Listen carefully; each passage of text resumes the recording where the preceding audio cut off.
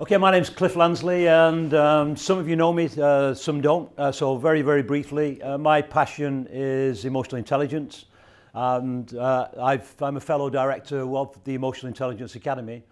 And my driver, we'll start with the end in mind. My driver is to get emotional intelligence into 4-year-old children.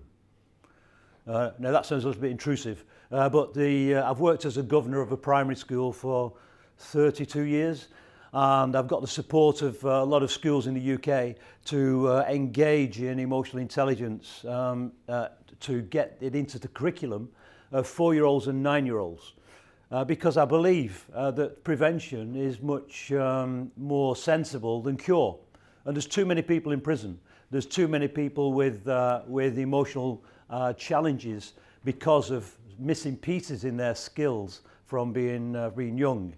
So reading, writing, arithmetic and emotional skill. This fourth one doesn't feature in the curriculum, and it's appalling.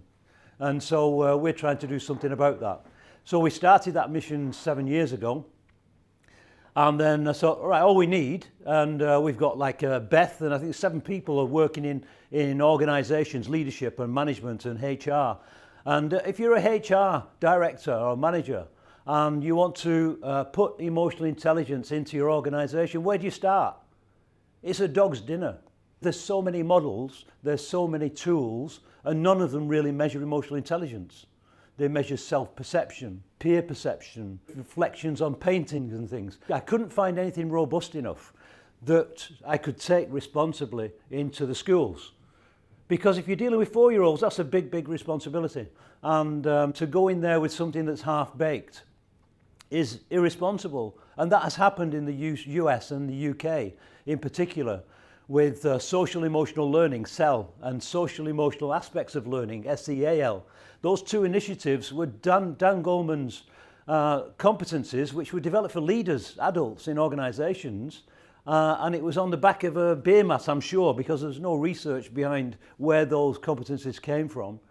And those were taken into organisations and forced into the curriculum as a lesson. That's not the way you do it. You infuse it into the curriculum like some schools are doing with IT and technology.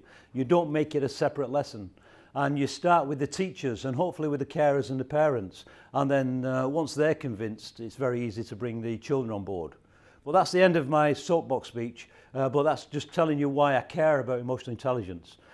And so 5-6 years ago, the directors of emotional intelligence put me on sabbatical because I said the research hasn't been done, it needs doing. And we can either sit here and wait for the next 5-10 years, who knows, for someone to do this research, or we have to do it ourselves. So they give me 5 years off work. So I was on the beach, I had my laptop, and I did a little bit of research. So that research culminated in what's called Emotion Intel, and it's the core of what we've got in this program for you. So if you're interested, now most of you, this will send you to sleep. So if you're not interested in research, forgive me. But if you are interested in research, then what we'll send you after the course is this brick. So I'll bring that up to the screen there.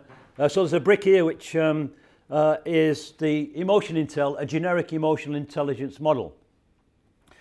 And this was completed the research was completed in 2020. It was published in 2021.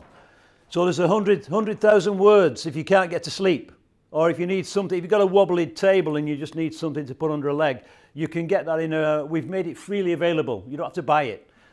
So it's available on eSpace with Manchester University, and you can get a PDF version of that. So if you're really interested in 100,000 words, good luck. But I put some pictures in. So if you don't like the words, there's plenty of pictures, so you can look at the diagrams. So what we're trying to do is distill that research for you and present it to you. And so forgive day one. Day one, we don't like talking at groups, but there's a base of knowledge that we want to share with you, which means we're going to have to do a little bit of knowledge sharing.